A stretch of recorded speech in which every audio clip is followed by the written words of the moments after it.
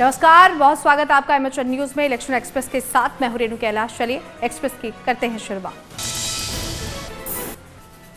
PM Narendra Modi Lok Sabha चुनाव के लिए प्रचार में जुटे हुए हैं। लगातार देश के अलग अलग राज्यों में पीएम मोदी चुनावी रैलियों को संबोधित कर रहे हैं और इसी कड़ी में आज पीएम मोदी ने बिहार के गया में एनडीए प्रत्याशियों के लिए चुनाव प्रचार किया, जिसके बाद वो पश्चिम बंगाल में जनसभा को संबोधित करेंगे। पश्चिम बंगाल में पीएम मोदी की रैली को लेकर सुरक्षा व्यवस्था बेहद कड़ी कर दी गई है। साथ ही पीएम के हेलीकॉप्टर के लिए 3 हेलीपैड भी बनाए गए हैं।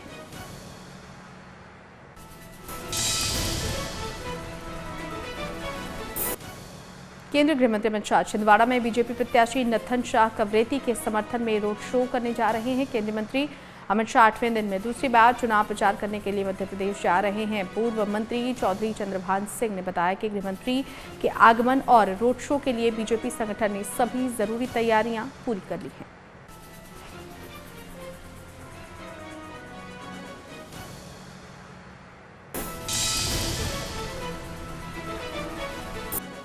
लोकसभा चुनाव के लिए बीजेपी के स्टार प्रचारक अलग अलग राज्यों में जनसभाओं को संबोधित कर रहे हैं और इसी कड़ी में आज पार्टी के राष्ट्रीय अध्यक्ष जेपी नड्डा तमिलनाडु में बीजेपी प्रत्याशी के समर्थन में रैली करने जा रहे हैं। वहीं पार्टी अध्यक्ष जेपी नड्डा दक्षिण में चुनावी सभा को संबोधित करेंगे।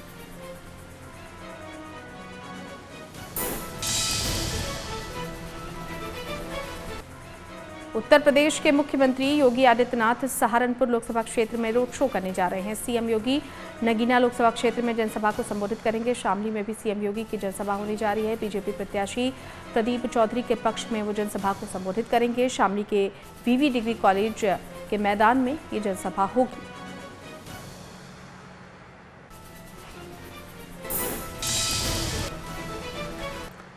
पंजाब के मुख्यमंत्री भगवंत सिंह मान अपने 2 दिवसीय गुजरात दौरे पर हैं। बीते दिन सीएम भगवंत सिंह मान गुजरात पहुंचे थे और एयरपोर्ट पर पार्टी कार्यकर्ताओं ने सीएम भगवंत सिंह मान का सम्मान किया था। आज सीएम मान भरूच में चैतर वसावा जनसभा को संबोधित करेंगे और आम आदमी पार्टी के प्रत्याशियों के लिए प्रचार करेंगे और कल भावनगर में भी सीएम मान आप प्रत्याशी के लिए चुनावी प्रचार करेंगे।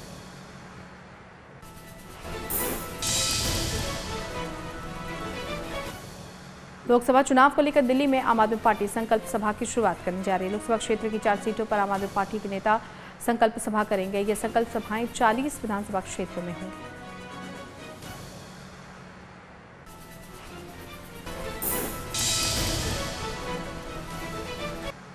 हरियाणा के सीएम नायब सिंह सैनी करनाल में पार्टी कार्यकर्ताओं के साथ अहम बैठक करेंगे और लोकसभा चुनाव की रणनीति पर चर्चा करेंगे। सीएम नायब सिंह सैनी बीजेपी मुख्यालय कर्ण कमल में बैठक करेंगे। करनाल लोकसभा सीट से बीजेपी ने पूर्व सीएम मनोहर लाल को प्रत्याशी बनाया है, तो वहीं कांग्रेस की तरफ से अभी तक प्रत्याशियों का ऐलान नहीं किया गया है, जिस पर बीजेपी नेता लगातार तंज कस रहे हैं। हाल ही में सीएम नायब सिंह सैनी ने कहा था कि कांग्रेस के पास हरियाणा में कोई उम्मीदवार नहीं बचा, इसलिए पार्टी ने अभी तक किसी भी प्रत्याशी का ऐलान नहीं किया है।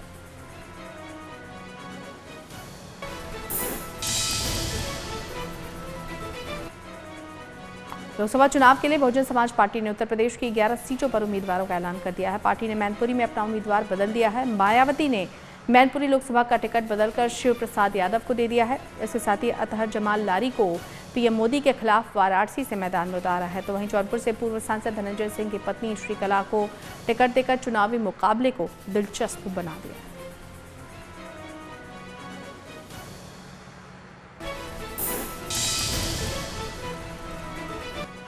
लोकसभा चुनाव के लिए बीजेपी नेता लगातार चुनावी प्रचार कर रहे हैं। केंद्रीय मंत्री अनुराग ठाकुर ने भी दार्जिलिंग में चुनाव प्रचार किया। चुनाव प्रचार के बीच थकान दूर करने के लिए केंद्रीय मंत्री अनुराग ठाकुर क्रिकेट खेलते हुए भी नजर आए। खास बात यह है कि हाथ में बल्ला थामे अनुराग ठाकुर ने स्थानीय विधायक के साथ मिलकर क्रिकेट में हाथ आजमाया। इस दौरान केंद्रीय मंत्री अनुराग ठाकुर ने खिलाड़ियों से भी बातचीत की और उन्हें भविष्य के लिए शुभकामनाएं दी।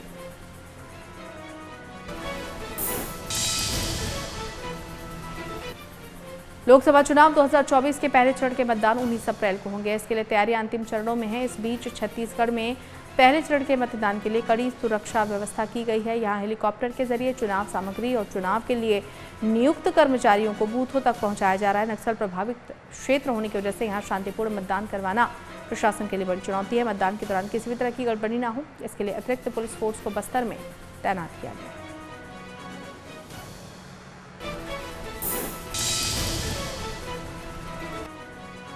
इलेक्शन कमीशन ऑफ इंडिया ने बुजुर्ग दिव्यांग मतदाताओं को ध्यान में रखते हुए लोकसभा चुनाव में एक खास पहल शुरू की है। इस पहल के जरिए बुजुर्गों और दिव्यांगों को घर से ही वोट डालने की सुविधा दी जा रही है। इसी पहल के तहत घाटी के उधमपुर में 116 वोट डाले गए। होम वोटिंग की सुविधा के बारे में जानकारी देते हुए जिला निर्वाचन अधिकारी ने बताया कि जिले में 124 पोस्टल बैलेट वोटों में से केवल 116 वोट पड़े, जिनमें AC 59 उधमपुर पश्चिम में 14 वोट पड़े। और इस पहल का मकसद बुजुर्ग नागरिकों और दिव्यांग व्यक्तियों को उनके घरों पर मतदान की सुविधा प्रदान करना है।